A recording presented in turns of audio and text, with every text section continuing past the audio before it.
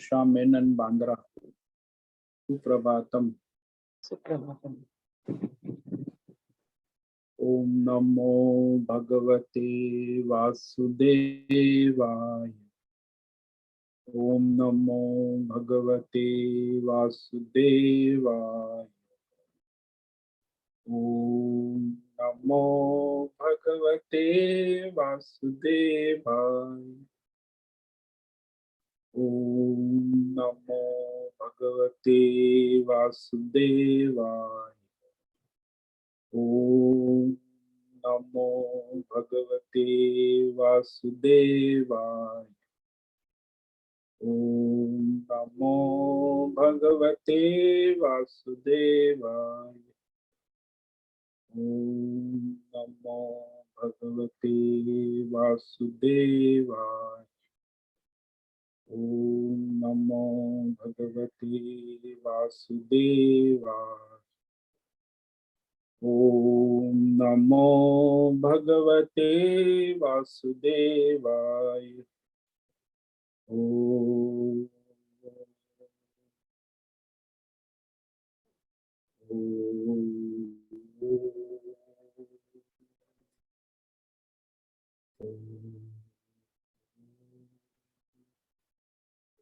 ओम श्री परमात्मने नमो नमः।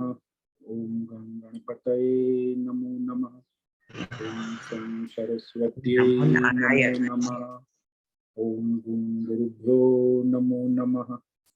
ओम सहना भवतु सहनौ भुनक्तु सह वीर्यं करवावहै तेजस्विनावधीतमस्तु मा विद्विषावहै। ओम शांति शांति शांति। सदाशिवसमारंभां शंकराचार्य मध्यम अस्मदाचार्य पर्यन्तां वंदे गुरु परंपराम्। ओम पार्थाय प्रतिबोधितां भगवतां नारायणेन स्वयं व्यासेन ग्रथितां पुराणं मध्ये महाभारतम् अद्वैतामृतवर्षिणीं भगवतीम् अष्टादशाध्यायिनीं मत्वामनुसन्दधामि भगवती भवद्वेषिन् वसुदेवसुतं देवं कंसचाणूरमर्दनं देवकी परमानन्दं कृष्णं वन्दे जगद्गुरुं। नमस्ते परमं ब्रह्म सच्चिदानन्दरूप निर्गुणाय नमस्तुभ्यं ओंकाराय नमो नमः। सर्वे दुर्गाणि तरन्तु सर्वे भद्राणि पश्यन्तु सर्वे सद्बुद्धिमाप्नोतु सर्वे सर्वत्र नंदतु। ओम तत्सत। ओम ओम ओम।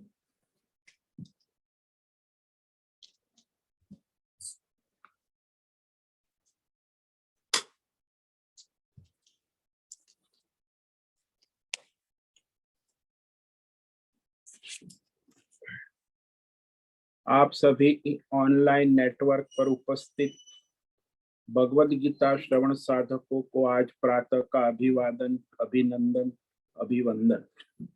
हरि ही ओम हरि ही ओम हरि ही ओम। हम सबको आज का यह दिव्य दिन तन मन धन जन देश काल विषय वस्तु परिस्थिति अवस्थाएं अध्यात्म भौतिक दैवी क्षेत्र व्यष्टि समष्टि सभी को अपने अपने पूर्व में अनंत जन्मों में किए हुए संचित पाप पुण्य धर्म अधर्म मिश्र कर्मों के पके हुए फल स्वरूप में वर्तमान में आज अपने अपने प्रारब्ध अनुसार परमेश्वरी अचिंत्य योग माया के माध्यम से प्रसाद स्वरूप में प्राप्त हुआ है। अतः आज का यह दिव्य दिन परमार्थ हेतु निष्काम सेवा यज्ञ देव यज्ञ ऋषि यज्ञ पितृ यज्ञ प्राणी यज्ञ सात्विक दान शारीरिक वाचिक मानसिक तप निष्काम कर्म योग ध्यान योग भक्ति योग ज्ञान योग साधना स्वाध्याय वेद शास्त्रों का अध्ययन अध्यापन उपासना आराधना के लिए समर्पित करे और कराए।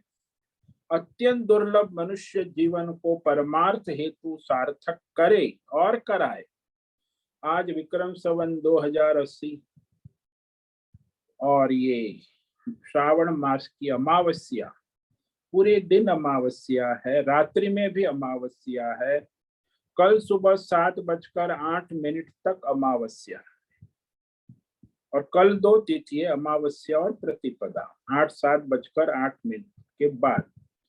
आज है पूर्व फाल्गुनी नक्षत्र, ये भी कल सुबह 4:52 तक है। उसके बाद उत्तर फाल्गुनी नक्षत्र लग जाता है। तो आज है गुरुवार, गुरु आराधना उपासना का दिन है, और यहाँ वर्षा ऋतु चल रही है। रात्रि का न्यूनतम तापमान 22 डिग्री रहा और दिन का अधिकतम तापमान 34 डिग्री रहा। वायु की गति 5-10 किलोमीटर प्रति घंटा चल रही है, और गंगा जी का प्रवाह वर्षा ऋतु के कारण वर्षा का जल ऊपर से आ रहा है।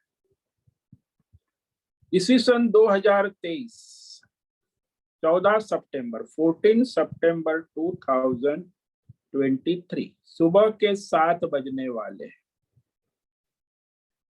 कलयुग का प्रथम चरण चल रहा है 5248वां वर्ष, 7वां वैवस्वत मनवंतर श्वेत वराह कल्प। ब्रह्मा जी का 26वां दिन और 51वां वर्ष अभी चल रहा है। तो ऐसे अनंत कोटि ब्रह्मांडीय परमेश्वरी अचिंत्य योग माया में हमारा यह एक ब्रह्मांड, इस ब्रह्मांड में ये हमारी पृथ्वी लोक में समुद्र के ऊपर जम्बू द्वीप में विश्व का एकमात्र वैदिक राष्ट्र भारत में उत्तर हिमालय प्रांत में उत्तराखंड राज्य टिहरी जिले में हिमालयन शिवालिक पर्वतमाला के अंतर्गत मणिकूट पर्वत के ऊपर नीलकंठ महादेव के सामने ऋषिकेश नगरी में मुनि की रेती प्रांत में शीशमजाड़ी में अवधूतबाड़ा आश्रम के सी ब्लॉक के पहले माले से 5 नंबर कमरे से गंगा किनारे से हम स्वामी उत्तमानंद सरस्वती, अद्वैत वेदांत के आचार्य, भगवद गीता के आचार्य, शिष्य स्वामी चिन्मयानंद सरस्वती महाराज, केवलाद्वैत वेद व्यास और शंकराचार्य की श्रृंगेरी परंपरा से शिक्षित दीक्षित संस्कृत एवं हिंदी दिव्य व्याख्यान करेंगे।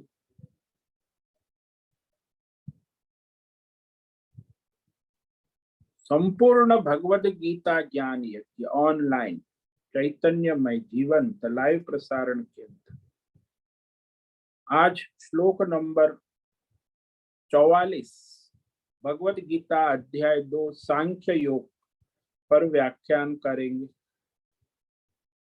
कृपया आप सभी श्रद्धा भक्ति ध्यान से परिपूर्ण होकर यह व्याख्या सुने, क्योंकि संस्कृत हिंदी में दिव्य पवित्र सरल व्यावहारिक सटीक पूर्ण वर्ण अक्षर पद वाक्य पंक्ति श्लोक अध्यायों की संगति संधि अन्वय शब्दार्थ वाक्यार्थ भावार्थ रहस्यार्थ के यथार्थ तात्पर्य सहित वैदिक शास्त्र वेद व्यास साहित्य आचार्य शंकर भाष्य एवं अन्य आचार्यों की सन्यासी टीका टिप्पणी सहित आज का यह व्याख्यान करेंगे।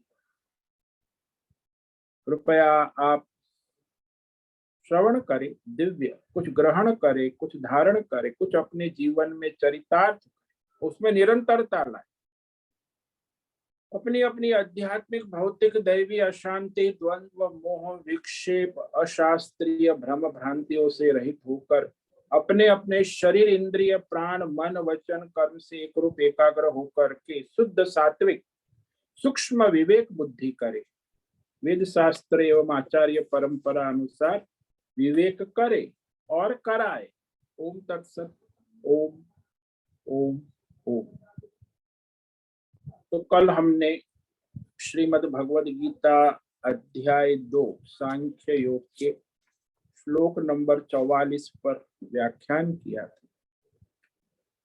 जिसमें भगवान कह रहे हैं कि जो भोग ऐश्वर्य में प्रसक्त है, आसक्त नहीं का, प्रकर्षेण आसक्त, तो उनकी बुद्धि का अपहरण हो गया है भौतिक अध्यात्म दैव सिद्धियों में, भोगों में, संसार। तो ऐसे संसारी मनुष्य की परमार्थ में निश्चयात्मक बुद्धि नहीं रहती, व्यवसायत्मिका बुद्धि समाधौ न विधि। वो लोग कहा करते हैं कि हमको टाइम कहाँ है परमार्थ करने का, मतलब कि उसकी निश्चयात्मक बुद्धि परमार्थ में है ही नहीं, संसार भोग में निश्चयात्मक बुद्धि है, संसार के भोग में लगे है, ऐश्वर्य में लगे। तो भोग ऐश्वर्य के लिए उनके पास पूरा टाइम है, लेकिन परमार्थ करने के लिए तो भाई आधा घंटा भी नहीं मिल पा रहा, भोग ऐश्वर्य के लिए 24 घंटा भी कम पड़ रहा है। तो ऐसी मानसिकता इन लोगों की हो जाती है। तो यहाँ जैसे मनुष्य की ये जो ऐश्वर्य पर विचार हो रहा है ना, भोग और ऐश्वर्य, तो 10 इंद्रिय के भोग, और उसमें 2 भोग तो मुख्य रसनेन्द्रिय और जननेन्द्रिय, इसके बिना तो इसे चलता ही नहीं। उसमें कुछ संयम नियम की बात करे तो भी नहीं, संयम नियम की बात मत करो, आप हमें दवाई दे दो, इंजेक्शन दे दो, लेकिन रसनेन्द्रिय जननेन्द्रिय में संयम नियम की बात नहीं कर।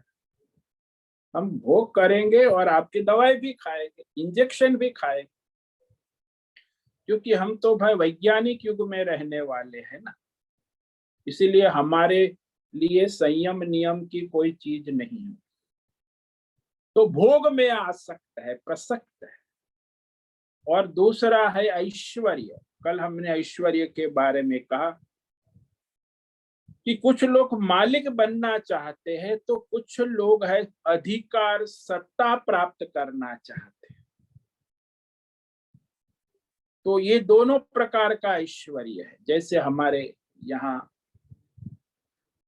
राष्ट्रपति जो है हमारे देश के मालिक है, लेकिन उसके पास अधिकार सत्ता कुछ नहीं, सत्ता अधिकार प्रधानमंत्री के पास।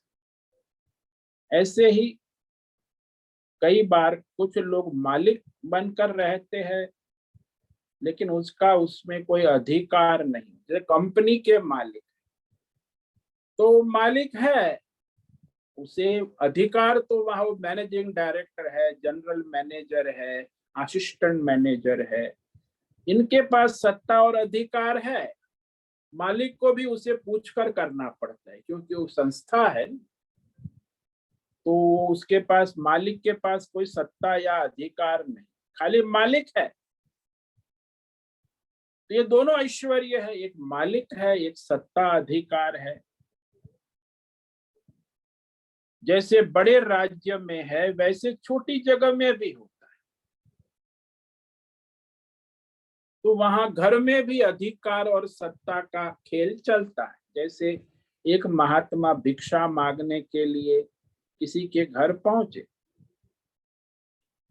ये भिक्षा शब्द जो है हमारा वैदिक शब्द है, धातु कोश के अनुसार भिक्षा का मतलब है भोजन मांगने, भूख लगी है, भोजन मांगने निकले। भोजन मिलने न मिलने दोनों में भगवत भाव बना रहे, सो दोनों में सम भाव ग्रहण होता है कि चलो आज भिक्षा नहीं मिली, भूखे पानी पी के भगवान का भजन करेंगे। कभी भिक्षा मिल भी जाती, पहले तो ऐसा ही था, तब उसे भिक्षा कहते। ऐसा नहीं कि मिलनी ही चाहिए, ना मिली तो भी भगवान की कृपा, मिल गई तो भी। तो साधु भिक्षा के लिए जाता है, उसी को भिक्षा कहते। मिल गई, वो भी 2-5 घर से, एक घर से नहीं लेता, 2-5 घर से थोड़ा थोड़ा, कहीं रोटी ले ली, कहीं दावल ले लिया, चावल। तो ये साधु की भिक्षा है। तो एक साधु भिक्षा लेने गए किसी का, तो वहां उनकी एक युवती बेटी खड़ी थी। बेटी क्या, उसकी बहू खड़ी थी, युवती थी, युवा नहीं, विवाहित बहू खड़ी थी। तो उसने कहा कि यहाँ हम लोग भिक्षा नहीं देते, चले जा। भाई साधु को तो ये भी सुनना है ना, भिक्षा मांगने जाओगे तो कोई तिरस्कार भी कर। हमने भी एक साल भिक्षा मांगी है, सूरत शहर में मांगी, और इतने किसी ने तिरस्कार किया, किसी ने सम्मान से भोजन कराया। तो वो शहर में भी भिक्षा मांगना आसान नहीं, तो वो कभी भूख मिलती भी नहीं है, तो उपवास भी करना पड़ता। तो उस बहू ने मना कर दिया, वो साधु तो चला गया, नारायण हरि नारायण हरि नारायण हरि भगवान का जप करते हुए चला। चलता गया तो रास्ते में एक वृद्ध महिला मिली। तो उसने कहा, तू उस घर गया था साधु? बोले हाँ, वहां वो आपकी युवती बहू थी, उसने मना कर दिया। अरे अभी अभी साहब विवाह करके आई है, मना कैसे कर सकती? साधु को लगा कि अरे मुझे भिक्षा कुछ देंगे, चल मेरे साथ। साधु को वो वृद्ध महिला ले गई। अब ले गई घर पर जाके, फिर वो बहू को उसने डांटा कि तू कौन होती है कहने वाली कि हम लोग भिक्षा नहीं देते। अब मैं कहूंगी, देखो साधु बाबा, हम लोग भिक्षा नहीं देंगे। अरे वो उसको कहने का अधिकार नहीं है, मैं यहाँ की मालकिन हूँ, अभी तो चल बहू है मेरी, मैं उसकी सास हूँ, तो मैंने कहा ना अब तो चले जाए, अब मैंने कहा तो जा, यहाँ भिक्षा नहीं मिलती इसलिए जा रहा। तो इस घर में मेरी तूती चलती है और किसी का नहीं चलता, तो अब तू यहाँ से चले जा। तो यहाँ उसे भिक्षा तो नहीं मिली। महात्मा सोचने लगा कि फिर इसने इतना हल्ला गुल्ला क्यों किया, क्योंकि वह उसी सत्ता और अधिकार की लड़ाई है। सभी जगह राजनीति में, घर में भी सास बहू की लड़ाई है, वो भी सत्ता और अधिकार की दृष्टि से ही, कि मेरी तूती चले। यह भी मनुष्य के अंदर बड़ी लालसा तृष्णा होती है, वो ऐश्वर्य चाहिए। बड़े से बड़े पद, सत्ता से लेकर छोटे से छोटे पद तक, यह अधिकार सत्ता की वृत्ति प्रवृत्ति आप देखते हो जीवन में सर्वत्र। कहीं चले जाओ सरकारी कर्मचारी, तो भी वहां वो प्यून होगा, वो अधिकार सत्ता अपना बताएगा। वो चौकीदार होगा, वो भी अपना अधिकार सत्ता बताएगा। तो संसार में ये भी एक प्रकार का ऐश्वर्य है। तो एक मालिकी का, दूसरा अधिकार का। इस संसार में वास्तव में, अब वास्तविक में तो क्या है, किसी का अधिकार सत्ता मालिकी है ही नहीं। तो किसका सत्ता है? सत्ता केवल परमात्मा की है, परमेश्वर की है। मालिक भी वो है, अधिकार और सत्ता भी उसी का, एक परमेश्वर का ही है। ये समझ नहीं कि किसी भी अधिकार सत्ता और किसी जीव की, प्राणी की नहीं। तो कहते हैं परमेश्वर की सत्ता तो हमें दिखती नहीं है। अब देखो, परमेश्वर का जो शासन है, बड़ा सूक्ष्म रूप से, आश्चर्यमय रूप से, अत्यंत सूक्ष्मता से उनका शासन चलता है। क्यों? कि परमेश्वर कहते हैं कि मैं सभी के अंतकरण में, मन में, बुद्धि में रहकर सभी जीवों को उनके कर्म अनुसार चला। ईश्वर सर्वभूतानां हृदय भ्रामयन सर्वभूतानि यंत्रारूढ़। सभी चींटी से लेके ब्रह्मा विष्णु महेश सबको उनके अंतकरण में, मन बुद्धि में निवास करके उनके कर्मों के अनुसार उन पर शासन करता हूं। तो ईश्वर तो एक ही है, परमात्मा स्वयं ईश्वर ने, मैं सब पर शासन, सबको चला उनके उनके कर्म के अनुसार।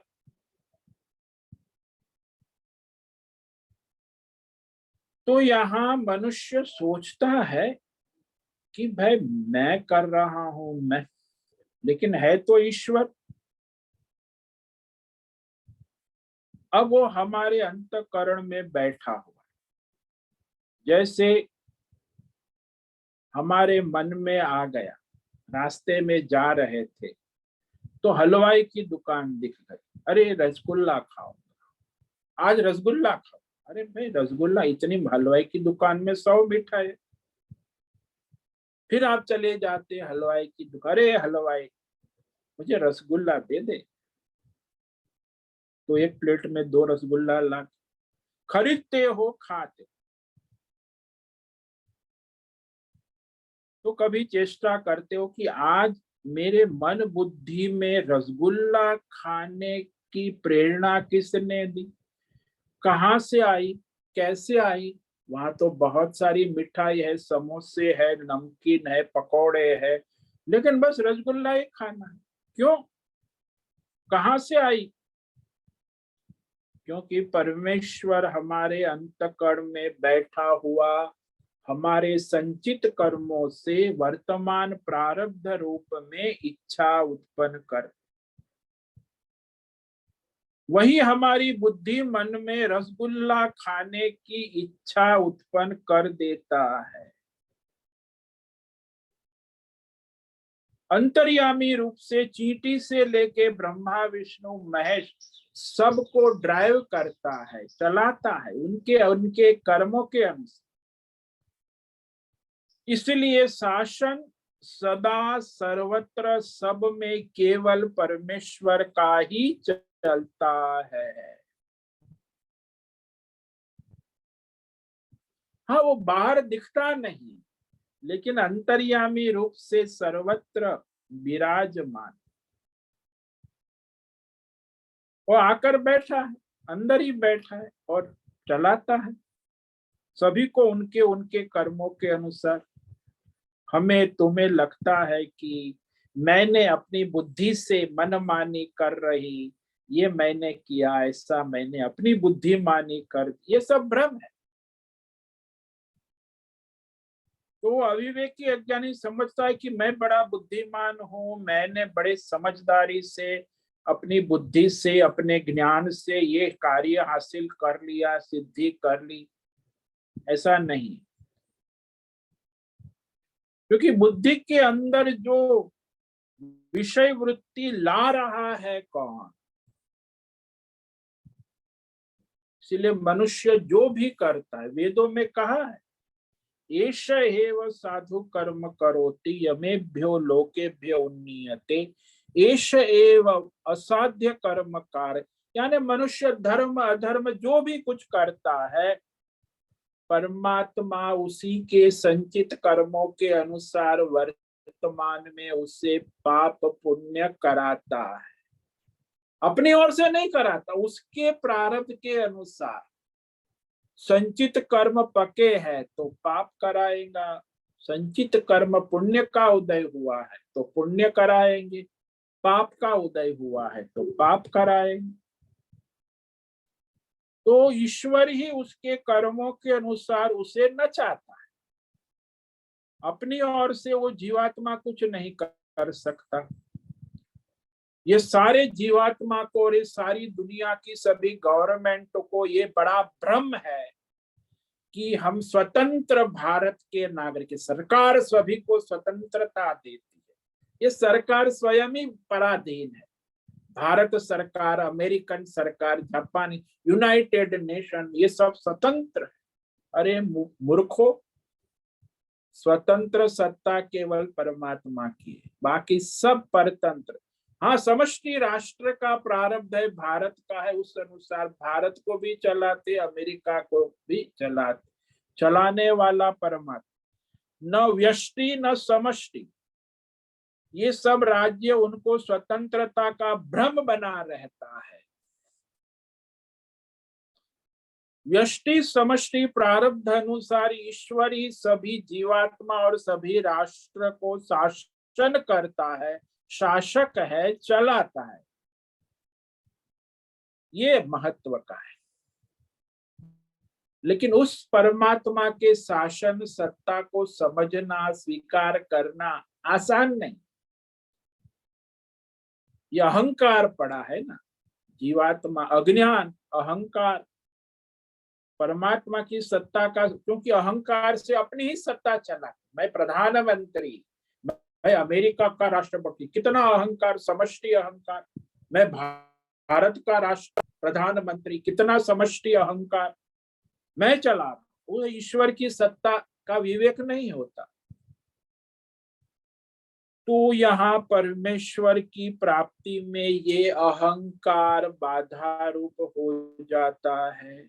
ये मनुष्य सारे व्यष्टि समष्टि सकाम कर्म करने वाले, वो कभी भी परमार्थ नहीं कर सकते हैं। जो लोग मालिक बन के बैठे, जो लोग सत्ता लोलुप है, अधिकार अपना जमा बैठे हैं, तो इनकी कभी परमार्थ विषयक दृढ़ श्रद्धा निष्ठा नहीं हो सकती। अब तीसरी बात, ये ऐश्वर्य जो है उसका तीसरा अर्थ है दैवी ऐश्वर्य, यौगिक साधना से। ये तो भौतिक हमने बात की अब तक, जो ऐश्वर्य जो है मालिक, भौतिक संपत्ति, सत्ता, ऐश्वर्य। अब ये आध्यात्मिक और दैवी ऐश्वर्य तीसरा, वो सूक्ष्म है, वो सबके पास होता भी नहीं है। ये सारे आजकल टॉम डिक हैरी अरबपति करोड़पति, उनके पास यौगिक दैवी सिद्धियां नहीं। हाँ, भौतिक अरबपति करोड़पति, सत्ता, कुर्सी, प्रधानमंत्री, राष्ट्रपति में ये होते हैं। तो ये तीसरा ऐश्वर्य जो है वो दैवी परमार्थिक यौगिक है। शास्त्रों में कहा अष्ट सिद्धि नवनिधि के दाता, परमात्मा जो है 8 सिद्धि और 9। तो जैसे अणिमा है, छोटा सा छोटा रूप धारण करने की शक्ति, महिमा बहुत बड़ा रूप बन जाए। रामायण में सुंदर कांड में आता है ना, हनुमान जी जब लंका जा रहे थे तो रास्ते में सूरसा नाम की राक्षसी आ गई। उसका विशाल रूप, हनुमान जी भी उतने बड़े, वो भी बड़ा रूप, सूरसा ने मुंह फैलाया, हनुमान जी ने भी अपना फैल, उतने बड़े हो गए। वो राक्षसी थी, इसीलिए उसके पास भी, भाई राक्षसों के पास भी ऐसी यौगिक सिद्धि सुद्धि है, लेकिन हनुमान जी के पास भी देवता थे, दैवी सिद्धियां थी, वो भी बड़े हो गए, लेकिन उनको छोटा होने की भी सिद्धि थी। तो मच्छर का रूप लेकर उसके मुख से बाहर निकल गए, उसका मुंह फैला रह गया और लंका में प्रवेश कर गए। वो लंका की चौकीदारी नहीं थी ना, ये तो उसकी मर्जी से कोई मक्खी भी नहीं आ सकती लंका। हनुमान जी छोटे मक्खी का रूप धारण करके जट से उसके मुंह से बाहर निकलकर लंका में प्रवेश कर गए। तो बहुत हल्का होना, भारी होना, अणिमा, लघिमा, प्राप्ति, प्राकाम्य, महिमा, ईशित्व, वशित्व, कामयित्व, ये 8 सिद्धियां शास्त्रों में। हमारे सिद्ध योगी बहुत हो गए, आपने कभी सिद्धों का जीवन चरित्र पढ़ना चाहिए, उनमें भी बहुत सारी प्रेरणादायी बातें मिलती। तो हमारे एक सिद्ध गोरखनाथ संत हो गए। तो गोरखनाथ का शिष्य था मच्छिंद्रनाथ। वो शिष्य बड़ा तेजस्वी था, उसे उन्होंने योग साधना सिखाई, विधि सारी। अब वो गोरखनाथ जो थे वो तो परम सिद्ध थे, उनकी सिद्धि की सारी दिव्य रहस्य इसको सिखाया। तो उसे कहा 12 साल साधना, ये कोई सिद्धियां 1-2 दिन में नहीं आती, ये सब यौगिक सिद्धियां, दैवी सिद्धियां जो है ना, ये भौतिक सिद्धि तो आ जाती है, कहीं लूट फाट कर लिया, मार लिया, मोटर गाड़ी बंगला आ जाता है रातों रात, लेकिन ये दैवी सिद्धियां, यौगिक सिद्धियां 12 साल साधना तब करना पड़ता है, विधि है कोई भी।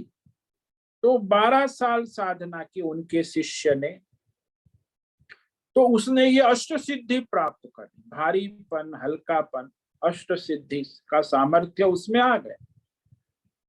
तो उसका आसपास लोग है, सामर्थ्य बढ़ने लगा। कुछ लोग आए, गांव वाले, तो वो गंगा किनारे बैठे थे कमंडलू रखकर।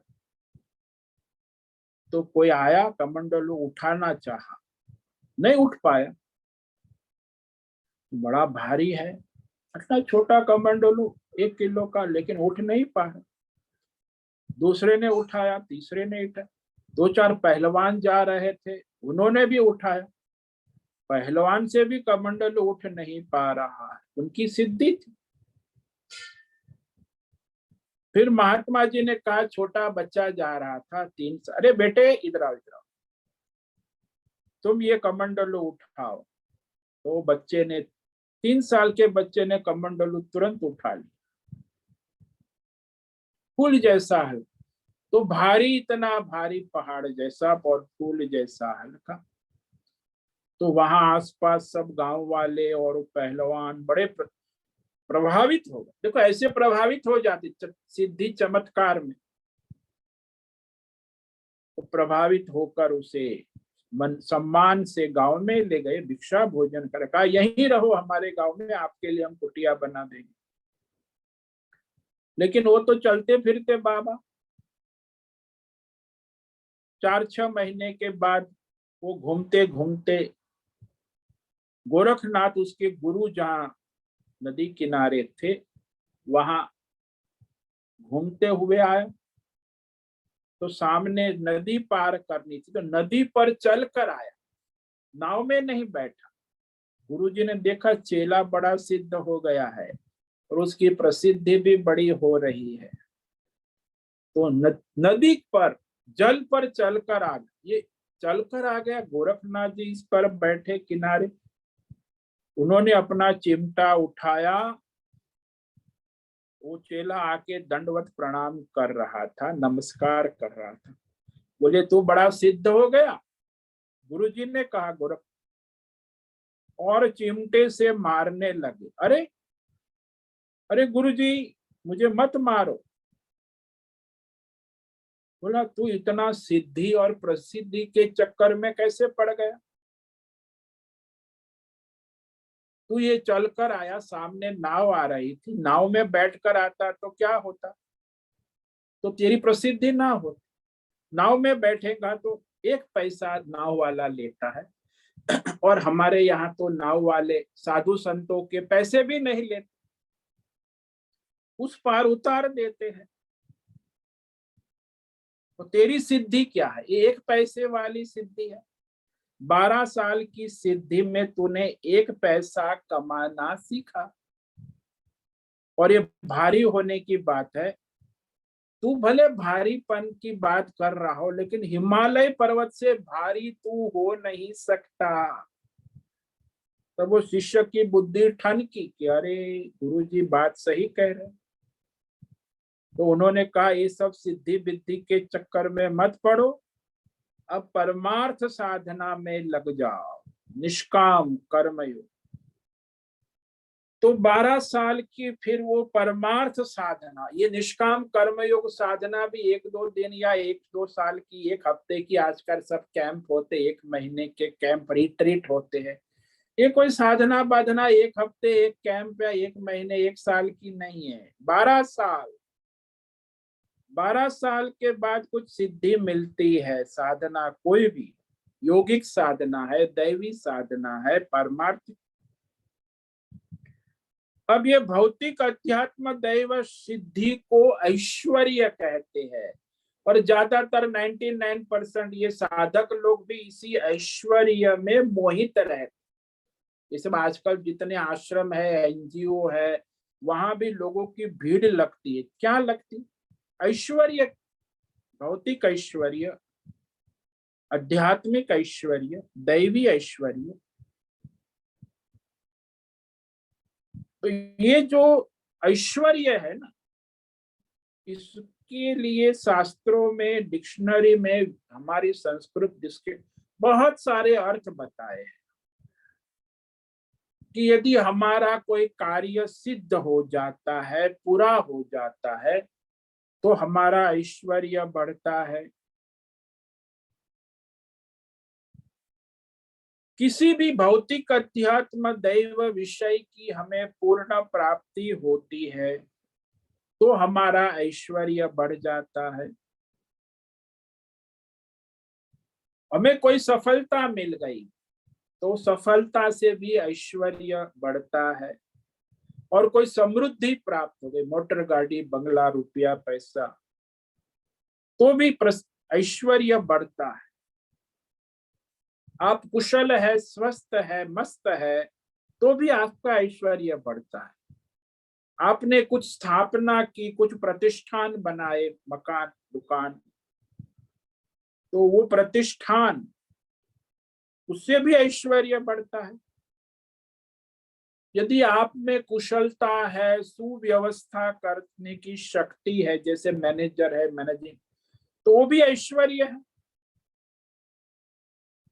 यदि आप धर्मात्मा है, सच्चाई के मार्ग पर चलते हैं, यज्ञ दान तप करते, दान करते, तो आपका ऐश्वर्य बढ़ने लगता। आप में कोई विशेष क्षमता है कोई भी कार्य की, तो भी आपका ऐश्वर्य बढ़ता है। ये सब अहंकार बढ़ाने के धंधे हैं, इससे अहंकार बढ़ता है।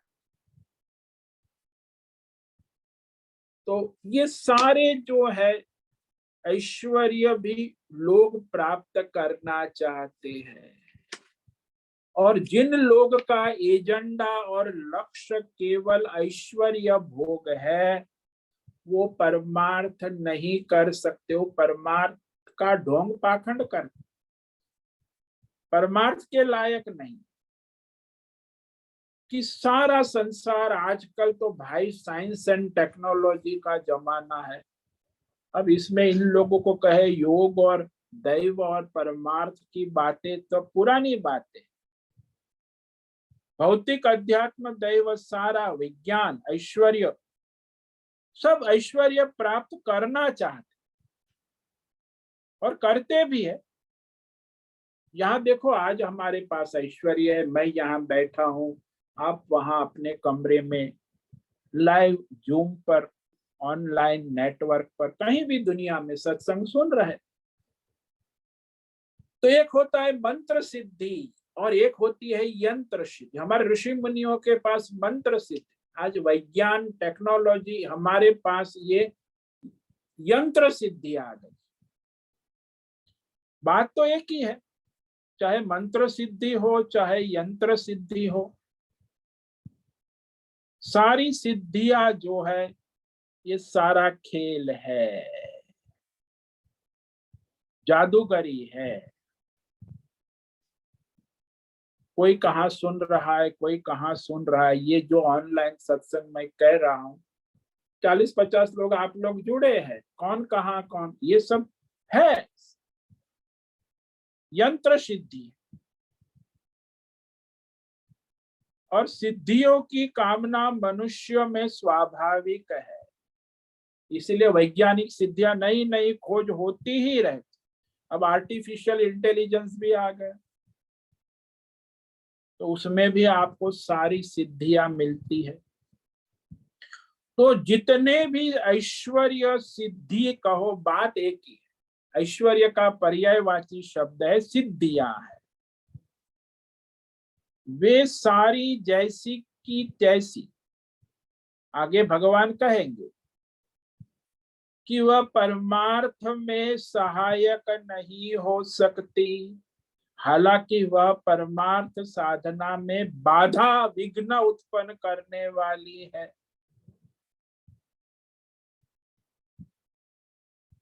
इसीलिए यहाँ स्पष्ट कह दिया ना, व्यवसायत्मिका बुद्धि, जो सिद्धि में पड़े हैं, ऐश्वर्य में पड़े हैं, उनकी परमार्थ विषयक बुद्धि नहीं दृढ़ हो सकती। परमात्मा जो है वही पूर्ण है, सभी ऐश्वर्य उसी के हैं। जीवात्मा के तो अपने मानता है, जैसे गोरखनाथ ने कहा अपने शिष्य को, तू चाहे कितना भी भारी हो जाए लेकिन हिमालय से ज्यादा भारी नहीं हो सकता। ईश्वरीय शक्ति के सामने तेरी कोई सत्ता नहीं। तो ये जो ज्यादातर मनुष्य सिद्धि के भ्रम में आ जाते, वो विघ्न है परमार्थ में। इसीलिए जिनके पास सिद्धि है, ऐश्वर्य है, वो लोग परमार्थ नहीं कर पाते। तो ऐश्वर्य की स्थिति पूर्ण रूप से है, तो सारा ऐश्वर्य सिद्धि केवल परमात्मा में ही है। जो परमात्मा में सिद्धि वो स्वाभाविक सहज रूप से रहते, यानी कि जो परमार्थ सिद्ध करता है ना, उसे कोई सिद्धियां प्राप्त करने के लिए कोई तप साधना करने की जरूरत नहीं। जिसका परमार्थ सिद्ध हो गया, उसमें सारी सिद्धियां सहज ही आ जाती। इसीलिए आचार्य लोग कहते हैं कि सिद्ध ये ते तत् पुनरष्टया परिणीतम ऐश्वर्यम मारुतः।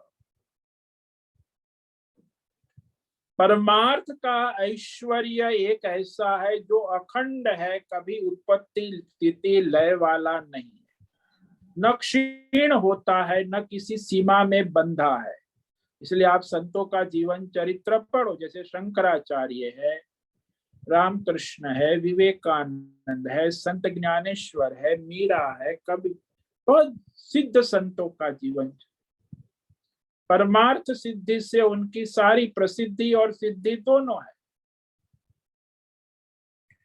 तो ऐसे परमार्थ ऐश्वर्य कब प्राप्त होता है? जब परमात्मा को प्राप्त करे, परमार्थ करे, परमेश्वर के स्वरूप में स्थित हो जाए, तो परमार्थ अखंड परमेश्वरीय ऐश्वर्य की प्राप्ति होती। जितने भी हमारे सनातन धर्म में तो बहुत ही सिद्ध महापुरुष हो गए, दूसरे धर्मों में तो एक ही हुआ। अभी आजकल जैन का पर्युषण है, तो उसमें एक सिद्ध महापुरुष महावीर हो गए, बौद्ध में केवल एक बौद्ध हो गए, ईसाई में केवल ईसा मसीहा के बाद कोई सिद्ध पुरुष नहीं हुआ, इस्लाम में मोहम्मद पैगंबर के बाद कोई सिद्ध पुरुष नहीं हुआ। हमारे सनातन धर्म में हजारों सिद्ध पुरुष है, थे और रहे, वही प्रेरणा देते रहे, परमार्थ वाले हैं। तो यह ऐश्वर्य की परमार्थ है, इसमें कोई सीमा नहीं है। तो ये जो ऐश्वर्य की प्राप्ति होती है, वो परमार्थ से होने वाली है ना, वो कृतार्थ करती है। लेकिन ये जो भौतिक अध्यात्म यौगिक दैवी सिद्धियां है, उससे मनुष्य को तृप्ति नहीं होती। उसे हमेशा लगता है कि इतनी सिद्धि हो गई, अब और ये सिद्धि प्राप्त करनी है। जैसे वो मेडल दौड़ता है, विद्यार्थी स्कूल में एथलीट 100 मीटर में स्कूल में इनाम मिल गया, फिर राज्य लेवल में दौड़ा तो इनाम मिल गया, फिर तृप्ति नहीं होती, फिर राष्ट्र लेवल पर दौड़ा, फिर इनाम मिल, फिर इंटर कॉन्टिनेंटल दौड़ा, फिर इनाम मिल गया, फिर विश्व स्तर पे ओलंपिक में दौड़ने चला गया, तब तक संतुष्टि नहीं होती। इनाम तो मिला, स्कूल में भी मिला था, ओलंपिक का मेडल भी मिला, वो भी नित्य नहीं, अगले साल फिर वो मेडल दूसरे को मिला। तो सब मेडल मिलते हैं, सिद्धियां मिलती है भौतिक यौगिक आध्यात्मिक दैवी, किंतु वो नित्य नहीं है। नित्य सिद्धि परमार्थ, क्योंकि वहां इतनी सिद्धि हो गई, अब और सिद्धि प्राप्त करनी बाकी है, तो उसमें संतुष्टि कृतार्थ भाव कभी नहीं आता कि बस अब और कुछ सिद्धि नहीं चाहिए, बस और चलता ही रहे। तो ये भौतिक अध्यात्म और दैव यौगिक ये ऐश्वर्य सारे जो स्थूल है, भौतिक तो आजकल जो दुनिया दीवानी है 98 पर, वो तो केवल भौतिक। फिर अध्यात्म यौगिक सिद्धियां वो 1%, और दैवी सिद्धि वाले 1%। बाकी परमार्थ में तो ढूंढना मुश्किल है। परमार्थ सिद्धि वाले लाखों करोड़ों में कोई एक होता है। तो 3 प्रकार के ऐश्वर्य समझ लेना, और उसमें भी ये जो मालिक बनना ये भी ऐश्वर्य है, सत्ता अधिकार प्राप्त करना ये भी ऐश्वर्य, और तीसरा आजकल जो ये चल रहा है वैज्ञानिक सिद्धियां, उसमें भी कभी संतोष नहीं होगा, नई नई खोज आते ही रहे। इस प्रकार ये ऐश्वर्य जो है उसी में ज्यादातर मनुष्य मोहित रहते हैं। अब ये सारी सिद्धियां है, इसका कोई अंत नहीं, चाहे भौतिक हो, चाहे आध्यात्मिक हो, चाहे दैवी हो, चाहे यौगिक। और वो मनुष्य जो है ऐसे ऐश्वर्य में प्रसक्त रहेगा। भगवान ने कहा प्रसक्ता नाम, प्रसक्त रहेगा मतलब कभी संतुष्ट नहीं होगा। उसकी परमार्थ साधना में निश्चयात्मक बुद्धि नहीं होगी। आगे और ऐश्वर्य की सिद्धि की कामना बढ़ती रहेगी। प्रसक्ति के द्वारा उसकी बुद्धि हमेशा, उसका अपहरण रहता है, अपहरण हो जाता है। सिद्धियों के द्वारा परमार्थ बुद्धि का अपहरण हो जाता है। तो परमार्थ में निश्चयात्मिक बुद्धि कभी नहीं हो सकती। हाँ, उनका लक्ष्य परमार्थ है ही नहीं।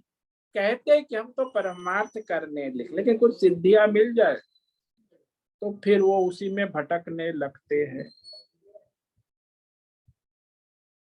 तो परमार्थ विषयक निश्चयात्मक बुद्धि होना दुर्लभ है। तो ये सारी सिद्धियों का इस प्रकार आज इस श्लोक पर हमने विचार किया कि ये जो परमार्थ विषयक बुद्धि, उनका लक्ष्य, कहते हमें परमार्थ कर रहे, कोई कर नहीं रहा। ये सब आजकल आश्रम में ढोंग पाखंड दुनिया में जितना भी चल रहा है, परमार्थ तो अब भगवान आगे के श्लोक में कहेंगे निष्काम कर्म योग, और उस तरह कोई कर रहा है विरला, करोड़ों में लाखों में एक होता है निष्काम कर्म योग साधना। तो ये सारी सकाम की दुनिया भगवान ने बता दी कि अब ये सकाम कर्म में ही लोग जन्म जन्मांतर से घूमते रहते, उसी में लगे रहते हैं। उन्हें परमार्थ से कोई वास्ता रिश्ता नहीं होता, क्योंकि उनका लक्ष्य परमार्थ नहीं है। अब विवेक बुद्धि से रहित है जो इस प्रकार दृढ़ निश्चय वाले नहीं है, विवेकी हो भी नहीं सकते। मिलावट हो गई परमार्थ और भौतिक, अध्यात्म, दैव। और उस मिलावट को दूर करने के लिए कहते हैं कि जैसे हम कहे कि हमारी बुद्धि परमार्थ विषय की है कि भाई ऐश्वर्य में लगी, भौतिक, अध्यात्म, दैव। जैसे कंकड़ और दाल दोनों मिलावट हो गई तो भाई दाल क्या है कंकड़ क्या है पता होना चाहिए। भाई कंकड़ है ये सारी सिद्धियां है, उसे अलग करना पड़े, और ये दाल है परमार्थ है, ये विवेक करना होगा। तो भौतिक, अध्यात्म, दैव विषयों को सोचते रहते हैं प्राप्त करने, ये भी चाहिए, वह भी चाहिए, ऐसा भी चाहिए, वैसा भी चाहिए। यानी इस विषय में संसारी की मनुष्य में एक निश्चयात्मिका बुद्धि नहीं होती। हर बार कहते हैं, बस इस बार तो जो है महाराज अब मैं रिटायर्ड हो गया, सरकार पेंशन दे रही है, पोस्ट ऑफिस में था, पेंशन 25,000 आ रहा है, अब एक बेटी है, बस उसका ब्याह हाथ, फिर मैं आपके सत्संग में लग जाऊंगा। बेटी के हाथ पीले हो गए, बेटी ससुराल चली गई, गंगा नहाए, अच्छा फिर मिले मुझे 1 साल 2-3 साल, बोले मास्टर जी कब आ रहे हैं सत्संग? अरे अभी तो बेटी का लड़की हुई है, तो फिर अब दूसरी लड़की हो गई। अब नहीं नहीं महाराज, अभी तो लड़के के लिए हम प्रयास कर रहे हैं भाई, बेटी 2 लड़की हो गई, ससुराल वाले भी दुखी है, मैके वाले भी दुखी है, एक लड़का हो जाए तो बेटी का जीवन सार्थक हो जाए। बस यही संसार है। उनकी बुद्धि परमार्थ में लगती ही निश्चयात्मक नहीं है। निश्चयात्मक होती तो टिके रहते, और निश्चयात्मक बुद्धि है तो परमार्थ में टिकते नहीं है। अरे कितने टिकते, 1 हफ्ता के लिए, कभी 1 महीना परमार्थ करने चले जाते, कभी 1 साल, लेकिन निरंतर 12 साल, 20 साल, 25 साल परमार्थ में टिके रहना ये दुर्लभ है। तो विवेक बुद्धि से रहित होते हैं, उनको क्या ग्रहण करना है, क्या त्याग करना, ये विवेक ही नहीं। भाई दाल और कंकण दोनों पका कर खाते थे, दुख तो होगा, दाल भी है कंकण भी। तो विवेक बुद्धि रहित होने से वह कामात्मान स्वर्ग परा जन्म कर्म, अनंत जन्मों से भटक रहे, अभी भी भटक रहे, आगे भी अनंत जन्मों तक भटकते रहेंगे। क्यों? भोगैश्वर्य प्रसक्ता नाम, भोग ऐश्वर्य में विशेष रूप से आसक्त है। ये भगवान ने स्पष्ट सकाम कर्म कामात्माओं की ऑटोबायोग्राफी, दुनिया में सभी की जीवन चरित्र बता दिया। अब भगवान अर्जुन को कहते कि अरे अर्जुन, अब तू निष्काम हो जा, ईश्वरार्थ स्वधर्म कर्म करने, क्योंकि सारा संसार ऐसा है, तुझे मैं प्रेरणा दे रहा हूं, तू निष्काम कर्म योगी हो जा। कैसे हो भगवान? अब भगवान कहेंगे आगे कि निष्काम हो जा, कैसे हो ये भी आगे जो है 45 से लेके 52 तक निष्काम कर्म योग का रहस्य भगवान कहने जाए। बहुत ही दुर्लभ है, अद्भुत है, समझने आने के बाद भी उसको आचरण करने वाले लाखों में कोई एक होते हैं। वह कैसे ईश्वरार्थ जीवन जिया जाए, ये श्लोक आज पढ़ लेते, इस पर व्याख्यान कल करेंगे। त्रैगुण्य विषया वेदा निस्त्रैगुण्यो भवार्जुन, निर्द्वंद्वो नित्य सत्वस्थो निर्योग क्षेम आत्मवान। ये सारा संसार बस भोग ऐश्वर्य 3 गुणात्, वेद शास्त्र में भी 96% ये सब भोग ऐश्वर्य कर्म फल सिद्धियों की बातें कही गई है। सकाम कर्मों का प्रतिपादन वेद करता है 96%, 80% कर्म सकाम, 16% उपासना, ओनली 4% निष्काम साधना परमार्थ की बातें वेदों में मिलती। तो ये सारा संसार और वेद शास्त्र भी त्रिगुणात्मक है, भौतिक अध्यात्म दैव। तो भगवान कहते उससे तुम उपराम हो जाओ, परमार्थ में लग जाओ, निष्काम हो जा, निस्त्रैगुण्यो भवार। कैसे भाई? बोले द्वंद्व से रहित होकर, हमेशा सत्व गुण में स्थित रहकर, परमार्थ को समर्पित होकर आत्मज्ञान में लग जा, भगवत भाव में स्थित हो जा। इस पर हम कल विचार करें। तो आज जो ये सारा विषय जो है सकाम कर्म का सारा विषय भगवान समाप्त कर रहे हैं। अब निष्काम कर्म योग का रहस्य आगे कहेंगे। तो ये 44वां श्लोक है, जिसमें कह दिया भगवान ने स्पष्ट कि उनकी बुद्धि परमार्थ में स्थिर नहीं लग रह पाती। भोगैश्वर्य प्रसक्ता नाम तया परत चेतसाम व्यवसायात्मिका बुद्धि समाधौ न विधीयते।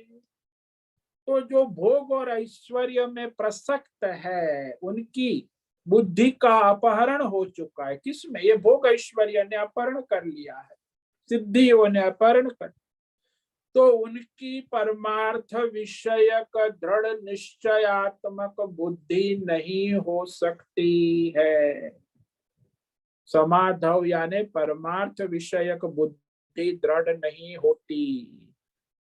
ओम नमो नारायणाय, ओम नमो नारायणाय, ओम नमो नारायणाय, ओम नमो नारायणाय, ओम नमो नारायणाय। कायेन वाचा मनसेन्द्रियैर्वा बुद्ध्यात्मना वा प्रकृते स्वभावात् करोमि यद्यत् सकलं परस्मै नारायणायेति समर्पयामि। ओम सर्वे भवन्तु सुखिनः, सर्वे सन्तु निरामया, सर्वे भद्राणि पश्यन्तु, मा कश्चित् दुःखं स्यात्, अस्तु मा सद्गमय, तमसो मा ज्योतिर्गमय, मृत्योर्मामृतंगम्। ओम पूर्णमद पूर्णमिदं पूर्णात् पूर्णमुदच्यते पूर्णस्य पूर्णमादाय पूर्णमेवावशिष्यते। ओम शांति शांति शांति। शंकरं शंकराचार्यं केशवं बादरायणं सूत्र भाष्य कृतो वंदे भगवन्तौ पुनः पुनः। ईश्वरो गुरुरात्मेति मूर्ति भेद विभागे व्योमवद् व्याप्त देहाय दक्षिणामूर्तये नमो। ओम गुं गुरुभ्यो नमो नमः। ओम तत्सत् ब्रह्मार्पणमस्तु। ओम ओम ओम।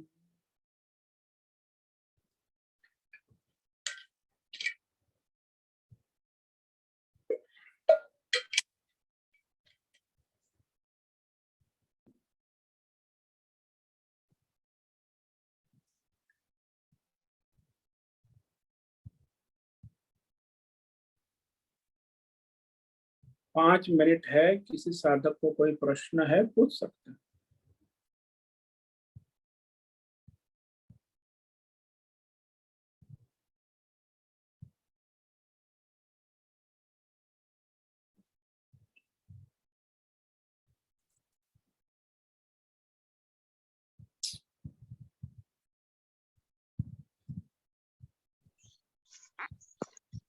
ओम नमो नारायण स्वामी जी।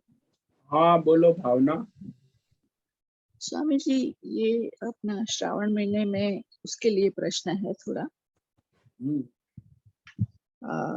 ये जो वो शंकर भगवान की लिंग की पूजा करते हैं या तो वो सब है, तो कहीं पे ऐसे बोले जाता है ये लिंग स्त्रियों को उसकी पूजा नहीं करनी चाहिए, और वो सब क्या है? मतलब ये लिंग किसका प्रतीक है, क्या ये है? परमात्मा है, साक्षात शिवलिंग है, ब्रह्मांड का प्रतीक है। आप परमेश्वर की पूजा कर रहे हैं, इसमें कोई बाधा नहीं है। स्त्री पुरुष बालक विवाह कोई भी कर, हाँ पूजा करनी है तो पूजा की विधि विधान है, वो पवित्रता रखनी आवश्यक। सकाम भाव से करते तो विधि विधान की आवश्यकता है, निष्काम भाव से करते तो जैसे ही श्रद्धा भक्ति से करो, उसमें कोई विधि विधान मंत्र की अशुद्धि का दोष नहीं लगता। सकाम कर्म में सारे दोष लगते हैं, और वो शिव जी की आराधना कोई भी कर सकता है, स्त्री पुरुष कभी भी कर सकता है, उसमें भी कोई समय की कोई बात नहीं है। शिव जी 24 घंटे अवेलेबल, शिव मंदिर 24 घंटा खुला रहता है। बाकी सब भगवान के उठने सोने के टाइम अलग अलग होते हैं, उनका टाइम टेबल होता है। मंदिर की आरती के शिव जी इज ओपन सबके लिए निरंतर, कोई भी कभी भी उपासना आराधना, क्योंकि शिव भगवान परमात्मा का ही साक्षात प्रगट स्वरूप है। पहला प्रतिनिधित्व शिव जी का, बाकी सब आ गए, विष्णु ब्रह्मा तो सब बाद में। परमात्मा का ईश्वरीय प्रागट्य पहला शिव है, बाद में विष्णु है, बाद में ब्रह्मा है। तो ऐसा है, शिव स्वयं परमात्मा का ही स्वरूप, वही हमारा सनातन धर्म है। सबको, ब्रह्मा जी को भी शिव जी की आराधना करते, विष्णु भगवान भी शिव जी की आराधना करते, और शिव जी भी विष्णु भगवान की आराधना, मतलब कि सब परमात्मा का ही स्वरूप है। इसीलिए देवता से लेकर यहाँ तक कि विष्णु भगवान भी शिव जी की आराधना कर, लक्ष्मी देवी भी विष्णु की आराधना, सरस्वती भी शिव जी की आराधना, कोई भी कर सकता है, किसी के लिए कोई बाधा नहीं है। कोई भी प्राणी हो, मनुष्य हो, पापी हो, पुण्यात्मा हो, धर्मात्मा हो, अधर्मी हो, स्त्री हो, पुरुष हो, हाँ वो जब सकाम करते हैं तो विधि विधान है, निष्काम करते हैं तो कोई विधि विधान भी नहीं। समझ में आया? हाँ हाँ स्वामी जी, अच्छे से स्वामी धन्यवाद। हाँ स्वामी जी एक प्रश्न पूछना चाह रहा था अगर हाँ बोलो प्रशांत। स्वामी जी, जैसे अभी आप ये सकाम और निष्काम भावना की बात कर रहे थे, तो हाँ जैसे जी। मैं रुद्राक्ष का जैसे माला जाप करता हूँ, तो मतलब पहले तो बिल्कुल कोई भी ना नियम पता थे ना कुछ फॉलो करता था। फिर एक दिन ऐसे ही गंगा जी के किनारे कर रहा था, किसी ने मुझे देखा, वो बोलते हैं कि तुमने ये इसको ऐसे रखना है, ये उंगली नहीं छूनी है, ये ऐसे करना है, वो वैसे करना है, मतलब मुझे 15 चीजें बता दी। तो अभी जब मैं आपकी ये सकाम और निष्काम वाली बात सुन रहा हूँ, बिकॉज मेरे को कोई कुछ तो वो करना नहीं है, मतलब मुझे कुछ चाहिए तो है नहीं, मैं तो जिस महादेव की साधना, हाँ महादेव की साधना बिल्कुल सच्चे मन से करता हूँ। तो ये तो डू यू थिंक कि ये जो कि ये उंगली टच नहीं होनी चाहिए, ये नहीं ऐसे... नहीं नहीं नहीं, उसमें निष्काम में कोई नियम विधि विधान नहीं, सकाम में सारे नियम लगते, क्योंकि आपकी कामना पूर्ण करना है, फल चाहिए आपको जी। तो फल में बाधा आएगी, फल में दोष उत्पन्न होगा। यहाँ तो फल चाहिए नहीं, तो फिर आप अपना स्वतंत्र है, उसमें कोई विधि विधान का प्रयोजन नहीं रहता। फल चाहने वाले के लिए तो विधि विधान कड़क है, करोगे तभी फल, नहीं तो फल नहीं मिलेगा, दोष मिलेगा। धन्यवाद। तो सकाम वाले को तो नियम लगेंगे सारे, निष्काम वाले को कोई नियम नहीं लगता। समझ में आया? जी सर। ठीक है, आज का समय पूरा हो गया है। सभी साधकों को आज का ओम नमो नारायणाय, ओम नमो नारायण, ओम नमो नारायणाय, सभी साधकों को आज का ओम नमो नारायण, ओम नमो नारायणाय स्वामी जी। ओम नमो नारायणाय, निवेदन है आज ओम का नमो नारायणाय। स्वामी जी। पूर्ण करें। का यह दिव्य सत्संग हम यही पूर्ण करते हैं। सभी साधकों को ओम नमो नारायण। ओम नमो नारायण। ओम नमो नारायण।